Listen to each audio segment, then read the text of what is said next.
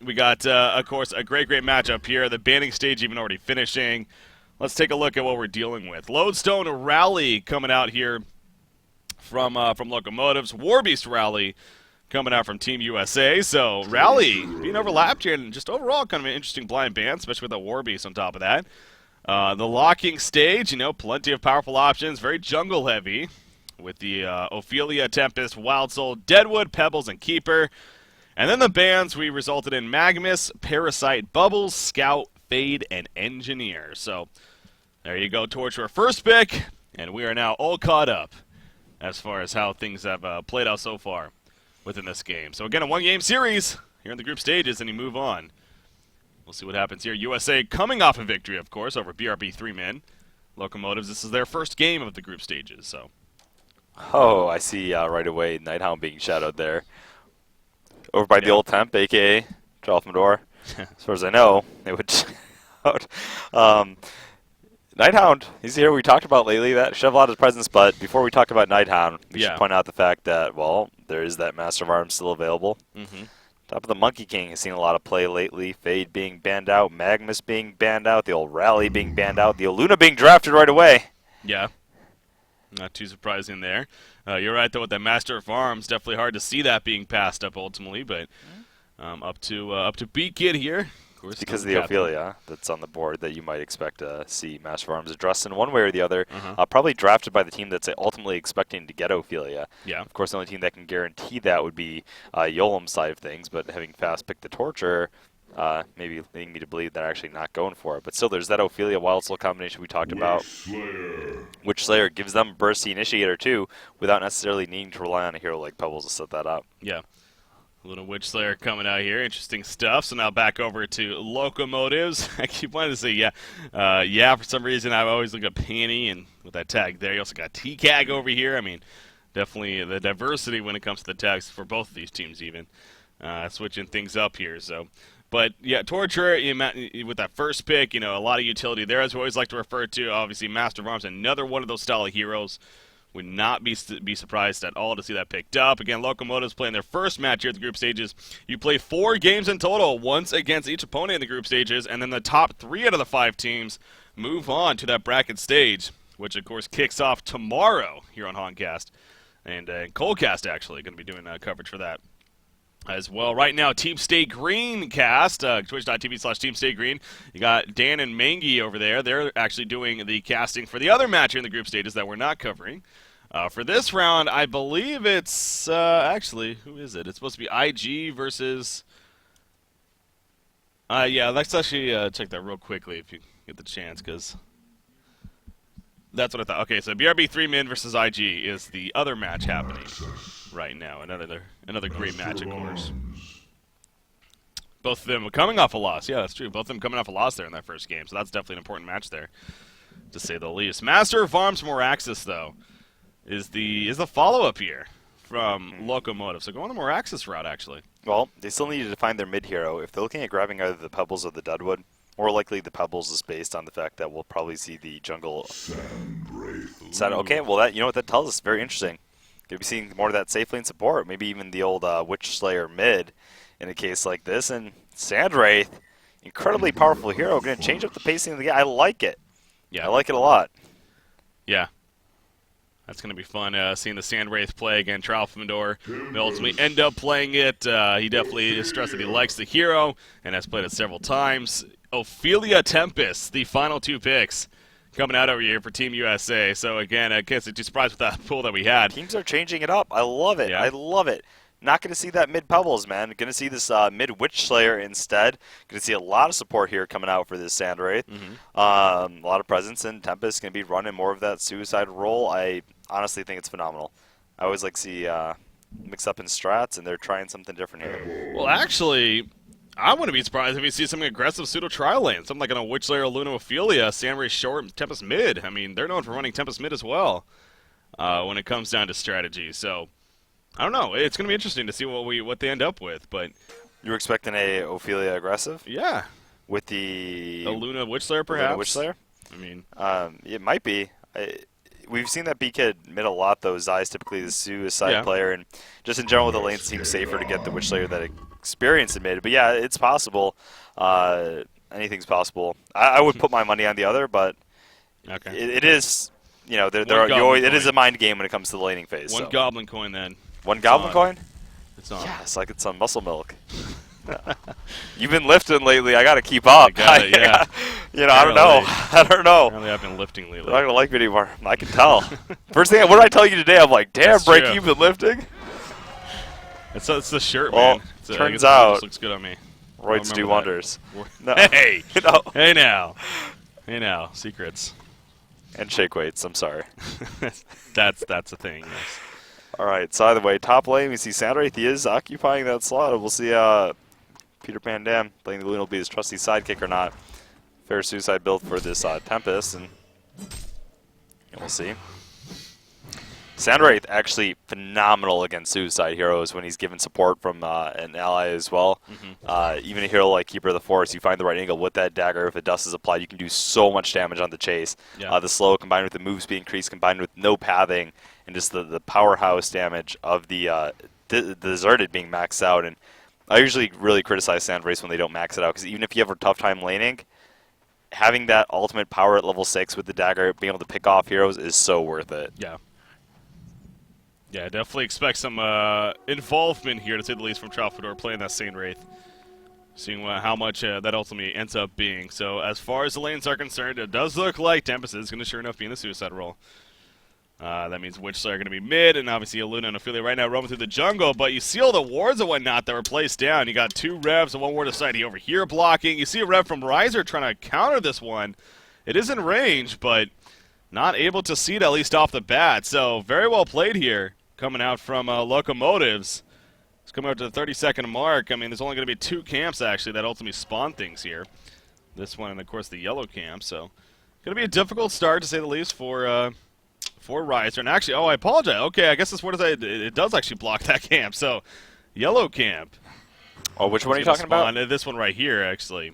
Oh, right on the outside there. Yeah, Just it on the was outside. technically placed on the outside rim.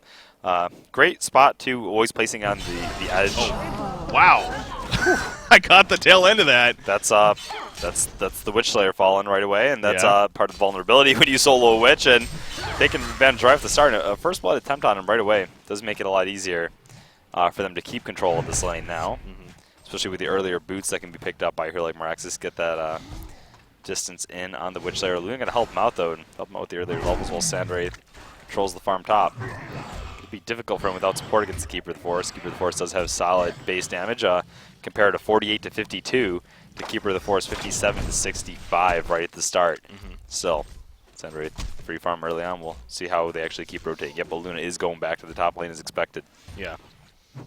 It'll be Witch Slayer is definitely very vulnerable, and obviously that dive there in the middle lane, I mean, not many heroes could have gotten away from that, I'm sure, but Witch Slayer very vulnerable, doesn't have an escape. Obviously, he has a Graveyard stun to assist getting away, but as well as the miniaturization. And actually, I'm kind of curious with this setup, especially. Yeah, he is going to go the miniaturization. Yeah, you you don't see want a lot of that power drain, but You're already going to be. You go power drain when you're really, really looking to smash a matchup already in your favor. yeah, You go miniaturization when you know you're going to be.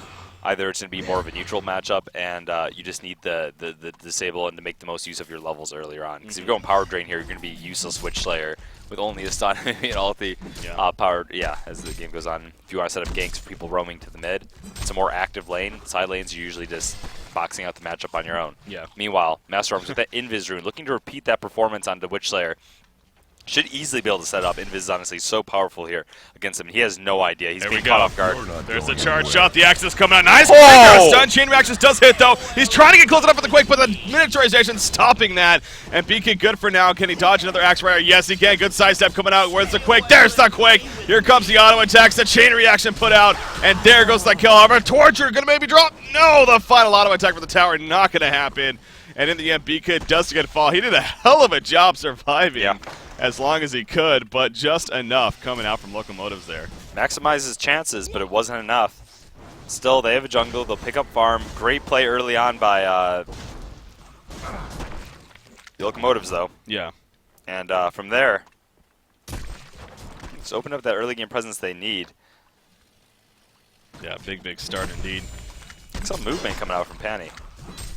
Yeah, definitely just roaming around, being active with the situation at hand, and Obviously showing off. I'm very surprised they actually warded the top too instead of the bottom. I feel like he needs that protection from the roam bottom. Looking at the setup, it's like, yeah, they're going to have a suicide keeper, which means the heroes are going to come gank you and be coming from below. So maybe a little bit of oversight there from Peter Pandam on his warding game. Now look, he's like, oh, well, shit, that makes sense. Gonna allow Beacon to survive from now on and give him that ward. So go back to helping out the Sandwraith. Sooner he picks up those Ghost Marchers in this top lane, if that's what he goes for, sooner he can actually drop this Keeper of the Forest. But Keeper not receiving that early pressure, Luna having to help out that mid lane. Sandwraith not really taking off relative to the Keeper of the Forest experience, so hopefully he gets those upgraded boots at a time where he can actually still make good use of it. Look at the quick invis, so. Yeah, and shield on Sandwraith. Obviously right off the bat, another 900. Okay, actually buys the Soul Scream Ring as well as a couple of Pretender Crowns there. So well on his way to that early Energizer's Trell.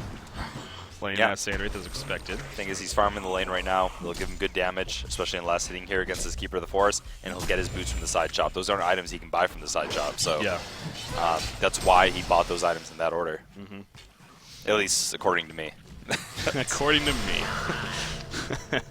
No, yeah, it definitely makes sense when you actually break it down. So, Pebbles during all this, Yolan playing the Pebbles. He's just had absolute free farm down here at the bottom lane.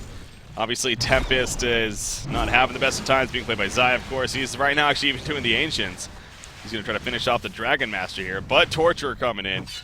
And it's going to be enough to disrupt him, actually. He's only level 2, compared to that Torture is even level 3 here, so. Penny used the asset on bottom, too, Breaky, in an attempt to push the lane as quick as possible. They actually know that Tempest is boxed out of the lane, and at this point, Pebbles has the advantage. Does he have his upgraded boots? He does, so he can run down that Tempest. They're content to take out the tower. Yeah. Why not? Yeah, it's, you know, exactly. You always talk about that with, like, a Plague Rider where he's constantly denying, keeping the weight back. Why not punish him for it with pressure in the tower as soon as possible? And that's exactly what we're seeing here. So 5.5 minutes in, this is easily going to be a free tower. Nothing that Team USA is going to do. But yeah, both sides, the top lane. Not as quick, but it's definitely going down here. Great, needs those boots ASAP. Honestly, it's for the kill potential. Do they even have dust yet on them, though? They do on Ophelia. Yeah, he needs those boots, man. Oh, he dove pretty big without the boots. He's going a little slow right here. The auto attack's coming out there. Some access hitting. A little good throughout the stun. Trying to, if anything, distract him from Sandwraith. They need to keep him alive. There goes the Scott the King Net on a Torture, but Sandwraith going to be falling on, and he does go down. That was even before the push. Honestly, and that's what I was saying. It was even before they TP. Just in my opinion, with Sandwraith, it was like 550 gold. You're going to be trying to play aggressive here. There could be ports. Take a step back from the push for a second, grab those boots because they are that important. Yeah. I had the goal for him, just didn't think he needed them, and excellent response. And now, I thought they might have been able to hold out throughout this early game. 4,000 gold, quite a bit of a climb. There are a lot of towers they can still pressure and room to make it back, but Locomotives running that early train. Yeah, working out very well right there. You see the 4,000 gold lead already for Locomotives that they have overall in this game. The goal per minute chart definitely reflects that, and understandably. Pebbles and Moraxis are having a very good time. And speaking of Moraxis, actually, in Viz room, he's roaming around. We're going to see if he can get any opportunities here. There's about 25 seconds remaining on that. Maybe get some assistance from Keeper, who is level 6 as well. And actually, Ophelia, even taking a Minotaur stunt right there, walking on by, but uh-oh. Both the Luna and Ophelia, they might be in some trouble. Ophelia not level 6 just yet either. Sandwraith is. This could get ugly. There's a lot of blocking going on. It feels like something is not right. He's going to be collapsed on right there. Out they come with the invis, and Ophelia dropped right off the bat. No root even necessary. As Sandwraith, he's going to run over the ledge to make sure that he gets away. But big collapse coming on. Actually, Sandwraith still on a little bit of trouble. Nice forked lightning from Panty there. They're sticking together, though. He can't jump the pebbles here, so having a hard time using his ultimate just based on the early pacing. So we've seen it before. Sometimes when you choose to pick a jungler up, it can be a little bit harder to make this Sandwraith thrive without compromising on your mid lane. Yeah. And seeing a little bit of that right here. Keep the Forest making its way up here now to make a push happen. Obviously, Moraxis joining. Pretty much everyone else but Pebbles going to be joining up here as Master of Arms and Torture also assisting. Pebbles just doing his own thing at the bottom lane, and why not? He has another 1,700 gold saved up, really. Getting ever so close to that portal key now. Top lane, Sandwraith going to counter-harass any bit he can. What a tough team for Sandwraith to go up against. Massive Arms, pretty tanky in his own right. Will eventually have that Master's Call in response to the Sandwraith Ultimate. Meraxis, Keeper of the Forest, Pebbles. Very tough pick off there. A trio of tanks. That's true. With defensive abilities pretty much, and Pebbles with that amazing early magic burst. And the Torture, maxing out that Impalement eventually. Oh man, Beak diving right here. He's trying to go for the kill, but he's not going to be nearly enough damage. And actually, Beak is in some trouble. The haste rune activated. It's been so this whole time, and he's going to try to make his getaway here. I believe he will. There's a second left. Okay, yeah, he's going to use a Homecoming Stone, and he will be fine. So, Beak diving, caught that pretty much the whole way, diving Meraxis. But before he knew it, he was almost getting turned on right there with Meraxis with the Quake Stun. The Matrix was actually used and exploded right away. Obviously, though, in the end, both end up surviving, but a lot of time and resource used there by B-Kid to try to get that kill in the process. So, thanks to that Matrix, Breaky. Toughest heroes to die. Yeah. See the counter response top again. They're going to try to stop this push. The stun comes out into Sandwraith. Guard shot not going to be enough for the chase, though. It will easily set up a deny, however.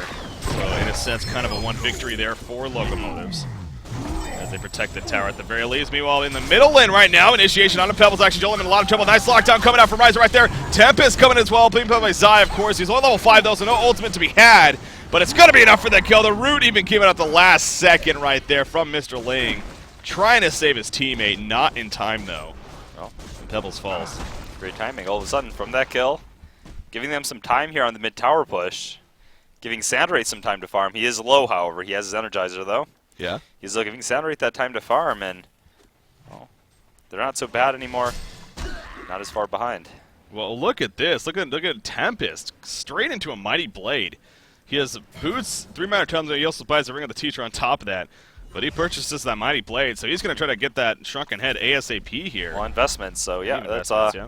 Straight tanky. He's like, you know, instead of Steam Boots, I'm just doing this. Boots will be enough for me, and I want to become a threat. Sure, Keeper ulti can cancel it, but when you have the Shrunken Head on Tempest, it creates a really interesting interaction where it's like, if you want to use it, you want to use your ult to stop the Sandwraith move around, stop our teammates, then I'm going to Shrunken Head, and I will be able to cast my ulti whenever I want, and you will literally be able to do nothing about it. You'll be able to watch, you'll be able to suffer it. That's about it. Yeah. Pebbles purchasing the portal key, so that obviously, even despite that death, really didn't slow him down too much. He has Steam Boots and portal key here on top of the mana batter. He chose not to go bottle, obviously being in the side lane. Oh yeah, up That's here an Invis rune too, not a Keeper Veil. Yeah, another Invis rune he's managed to find here, and actually has Torture coming over for assistance. Isolated. Riser reacting though. He's gonna be fine. Good presence by Riser there. Oh, gonna take out the creep instead and just say it played safe. Yeah. And another Vulture Lord taking over, so 3 Vulture Lords here for Riser. It's not the most effective army that you're looking for. Meanwhile, in the middle lane, though, actually, Jolan jumping in right here. Wishare dropping Sandwraith, gonna use his ultimate. He ports in, looking for the gunner. The Tempest ultimate. It's gonna be a full duration. Keeper of the Force lockdown. Down goes Torture, and a big counter fight coming out for Team USA. There's one Vulture Lord Tornado. Are we gonna see another one perhaps for another slow? It's not gonna be used just yet. Matrax is going to be activated. The Vulture Lords are chasing. More access will be fine at the end, but how about that? Big turnaround from Team USA. Zai with that big hole, or the Elemental Void coming out right there, really locking them down. Keeper of the Forest got caught in the middle of that, and he was not even able to get a root off in the end. Triple, and there's severe weather alerts going on. I don't even know. Obviously, it worked out for them that fight. They found the right angle to jump, and they needed it. They needed it. Now, they're actually ahead quite substantially in terms of experience, and the gold almost evened out in spite of that early pressure. Yeah. Keep in mind, they have the jungler. Ophelia's hitting at a point now where, well, I'm not sure if I can say it due to the triple Vulture, but ultimately we'll have that really, really powerful, creep combination on top of the fact that just hit R and you're pretty much doing your work in a fight for the Ophelia's touch. Yeah, the ultimate of hers. Obviously, very powerful turnaround opportunities like we saw right there from Team USA. There's one. They'll look like they're focusing their powers on it, though. Actually, that is one, right? Is it? No, it's 3. It is 3. Holy crap! Look at that damage. damage. Massive tornado. No, what does it? Look how quickly it kills those. Jeez. Wait, it stacks. They're it individual. Does, yeah. They're individual instances of damage. Next level, right actually here. Pretty. Look at Pebbles' health. Nerfed what tornadoes. The hell? Yeah, look at that. Jeez. All right. Riser. New tactics coming out here. Yeah, that on top of the Elemental Void. How I'm about pretty that? sure they could just straight up genocide team between the two of them. Yeah, why even try after that, right? That was pretty fun to watch. And it also reminds me of Waitalaba when he played played Ophelia quite a bit. Oh, he was quite unique in his approach. Yeah. He was sometimes have some really unique creep combinations, even utilizing the Vagabonds. Vagabond, With the mana burns. typical, the standard Vagabonds, the ones that, Yeah. the mana burning ones. So, as you said, Saw a trio of Vagabonds, and before you know it, mana pools are just melting left and right. he played Ophelia a lot more like a direct support hero, not like a hero that's trying to get big on his own. He'd be directly trying to support Slix's farm. It's a style that can work.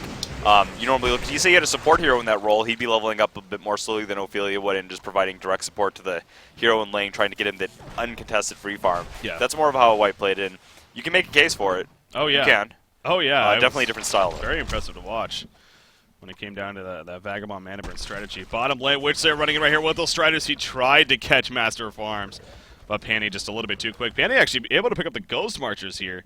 He is playing more of that secondary support role with Mega Beaver on Torturer and the main support, so able to get away before any initiation happens. Meanwhile, at the top lane, look at this. Samwraith Invis. Not able to TP, though, because the tower is destroyed, so I don't know if they're going to be able to do too much. If anything, just kind of leech experience and just sit here waiting for them to get away. It's going to provide some read here on this Meraxis, at least. Meraxis has a TP. Can't interrupt him, obviously, if he wants to get out there. They might try to jump him here. Probably not. They look like they're trying to focus their efforts on bot lane, but we'll see.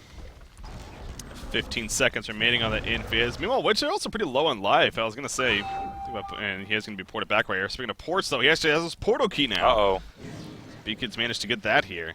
Oh, I thought they might be sticking around. Meraxis might get that turnaround, but no port key, and he's content to pick up the farm at the tower again. Yeah. Does have his vestments. How about 2,100 gold, actually? Pretty damn strong.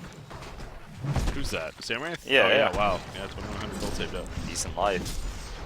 Still sitting on the little red booties, too. Yeah, we'll see if he actually goes for that. You know, if he goes straight for sword at this point, which, you know, I'd be curious to see his style of Sandwraith. There's definitely multiple ways to play the hero, whether you go for the mock route or you go for more for the geometers and the tankiness into the, I've seen people from the Tyson go brutalizer and such, and eventually, after those pickups, and meanwhile, bottom tower. Oh, yep, there's the pick off onto Panty right there, which there does find his opportunity with that portal key. Samwraith assisting with Mirage, didn't port to it, but the illusion simply helping out a little bit right there.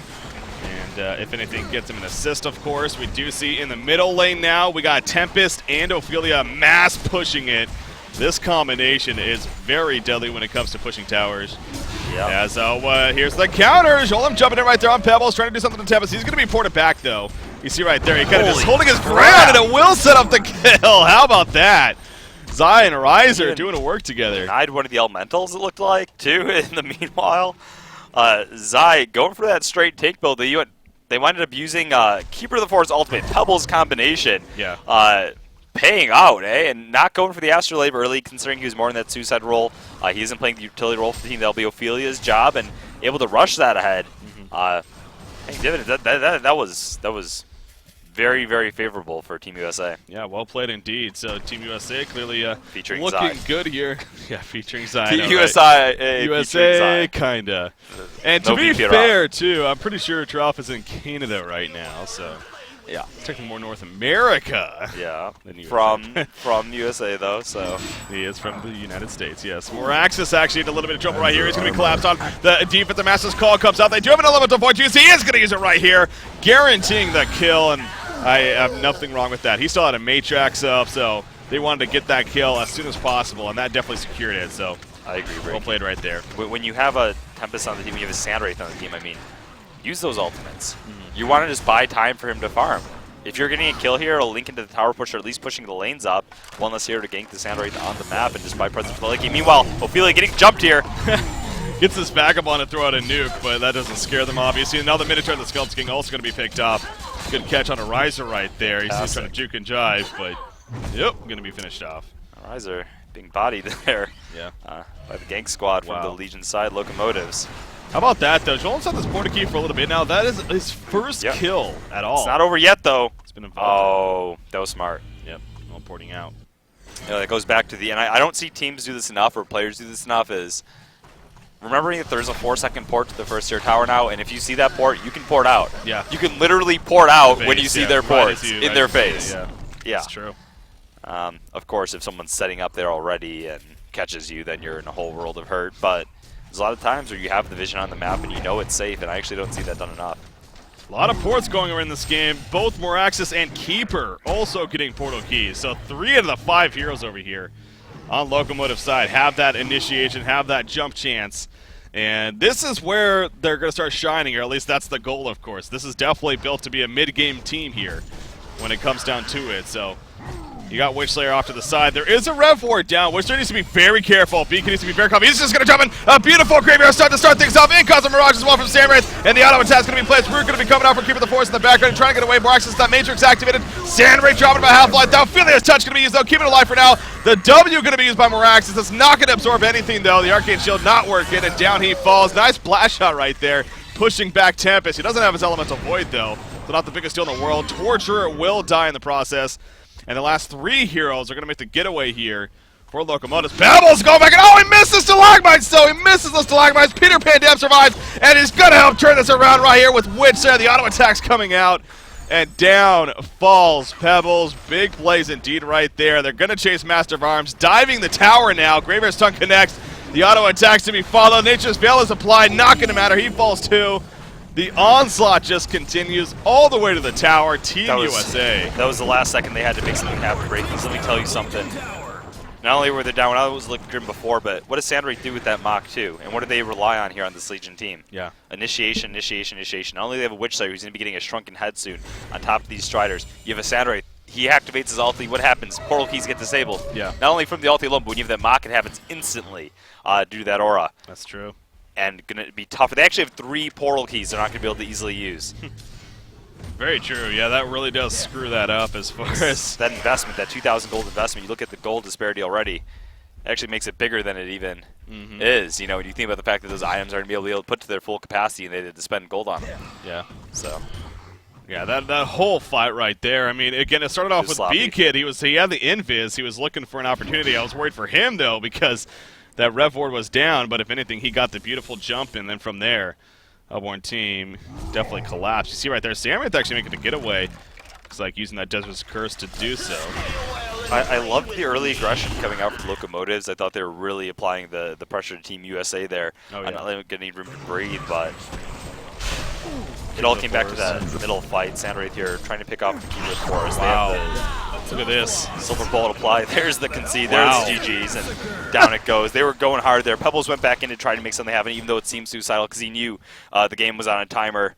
He's like, why wait it out? We'll just call it right here. And intense game. Unfortunately, for Locomotives, Team USA pulling it out in the end, despite a rocky start. Yeah, you know, definitely some frustrations there. I'm sure. You know, obviously a little bit of fun smack talk there between the two teams. Yeah, so hopefully it's in good nature. hopefully. But anyways, yeah, it's that mid fight where it was. Okay, so yeah, Payman's actually going to bring it up right here. That was definitely the big tie turner. There were a couple of them, but all the fights in mid seemed to go in their favor. The one where Pebbles initially jumped in and then completely got turned on, and then it just started from there. It's pushing back. So actually, okay, I believe we do have it for you guys. This is the fight where things started getting bad for our Legion team. So there's the jump that they initially had. They nearly killed Witchslayer, but look at that. Graveyard's done. The Zai Tempest ultimate. Witchslayer ends up living. He gets a silver bullet off, and he ends up living all through it in the end. That is huge. And then here comes the Cyclone Slow. Moraxis ultimately gets away, I believe, but Master of Arms also, with that Defensive Master's Call, he used it, but he wasn't even there in the fight either, so that's right there where it definitely turned, I think. You're right. When I see aggressive play, you have to realize aggressive play doesn't always mean that you need to pick up hero kills. A lot of times it's about asserting that pressure, and sometimes people get too eager for hero kills or too eager for a jump, and they actually lose their footing instead of just pressuring the map and building the resources up and going for those safe kills. So I like to call it more of a tactical aggression that you want to apply. Because one mistake when you play the aggressive, and why a lot of teams choose to play passive is you can capitalize on your enemy's mistakes more. That doesn't mean you shouldn't play aggressively. I mean, sometimes it allows you to really open up vulnerabilities in a team's defense. It's just didn't pay off for them that game. Yeah, so with that being a quicker game, actually, as we try to do here, try to keep content coming, especially with this being a special event. Payment is excited for that. I actually was checking on the other series that was taking place. Internet Gangsters versus BRB 3 Men. is the matchup. So actually, all right, I want to maybe jump into that one. Yeah, sure. I keep thinking you say BRB three men, as in like, well, what is going on here? Let's Not not 3 worry men. about I'm gonna say that. 3 minutes. BRB 3 minutes. BRB 3 minutes. So I do jump into this game right here. It looks like actually IG dominating is what it looks like so far. It's only 11.5 minutes in, but an interesting lineup too on top of that. How about this? The Succubus pickup. Insania playing Succubus here. Also running with Square on the Nomad. Yeah. Some fun stuff. Powerful team, honestly, on BRB 3 min side, but overall pretty certain for a fade. Got that Pebbles jump if he gets that early farm. He's sitting at 350. He has that portal key. Didn't get to see how the game unfolded before, though. That obviously is where the story lies. Alchemist Bones. Looks like the Wild Soul may have been in the jungle this game, even. Yeah. And that's probably where a lot of the vulnerability came from. That's true, yeah. And why they're down. Because not only do you have the scout there, which is true with junglers in the first place. You can tell he was probably suicide. He's only level 6. A ton of kills, though, so Uzi doing a great job being active. The Electric Eye applied. Pebbles a little bit too late, though. Oh my god, is Succubus actually going to live? Yes, he is! Magnus comes in with a beautiful line stun right there. Semichu now playing that Pebbles. He's being turned on. Nomad off to the side. He has a Mirage Strike. Not even necessary. Double tap for Fuzi right there on Scout. They're going to chase down Wild Soul. And a hat trick coming out for Scout here. They're actually calling GGs. We're only 13 minutes in here. Well played. I mean, wow. I don't blame them, though. Look at the game. Look at the momentum. Look at the lineup. Sure, they have a Wild Soul. They have heroes like Fade and Pebbles, but when you're experiencing this much hurt, it's hard to have your confidence. They're actually talking about the weather. Maybe they felt the storm system that the Ophelia was creating last Lords, game. The Vulture Lords. Kind of transferred over. Felt way over here. Yeah, that's obviously this was a this was a very one-sided game, and it definitely happens, especially in best of the one series, man. I mean, that's where you try to really catch the other team off guard. Just stomp them in a series and then move on to the next game, and that's definitely looking like what's happening here. Now, with these results, I assume they're going to stick, of course. In fact, you can even say they're even official now to an extent. IG is now going to be 1-1 here in the group stages, and this means BRB 3 minutes is going to be 0-2 as far as their record is concerned. And again, you only played 4 matches in total, so obviously that's their only 2 more matches to go now, and you're already 0-2. So, and the top 3 teams move on. So BRB 3 minutes. We got a tough road ahead of them in terms of coming back and at least trying to get that top 3 spot. But yeah, the spirit's not there anymore. Neither are the resources. Yeah. I think we're too early in calling this game a GG. We can sit here and watch it out, though, until the might as well watch it at least 15. Maybe we'll see some funny plays. Hopefully, maybe we can make something happen, guys. Carve a path through the trees, buy the Blightstones. Get the Codex They're level 5 Blightstones, right? I always just call them treaters. Who calls them Blightstones? I know. No one calls them Blightstones. They should just be renamed to treaters. It's one of those items, yeah. It'd just be like Homecoming Stone, might as well be called just capital T, capital P. Yeah. Just TP. Toilet paper, exactly. That's exactly what it stands for. I don't think that's what the item is. Oh, wait, is that toilet paper? Wait, that doesn't make any sense. I always like that icon, the I carry TP icon. Good time. Heyo. Priceless, and they're pushing the top tower. They're performing some sort of ritual in base here. Fat Nymphora actually conducting it, wrapping around the Wretched Hag, but not actually going to get a chance to complete it. The GGs are called, and it's over. All right, so trying to jump into the other game there and hopefully get some more action. But as it turns out, happens to be another stomp as well, unfortunately. So that's how this round is going to end. And this does leave us a little bit of a time window here in terms of moving on to the next match, with that said. I believe it's about 20 minutes or so, hopefully. And hell, with these both rounds finishing early, maybe we could even get started early. Who knows? Maybe the teams will be willing to do that and just get things going. We'll definitely try. If they're ready, we'll be ready. Yeah, it's not on us in the end. I mean, hell, we're good to go, but it's a matter of the players, you know. Yeah. The time that it is set for is about 25 minutes from now. But who knows? Well, we'll see. Stay tuned, ladies and gentlemen. We'll definitely have another match no matter what here in the near future.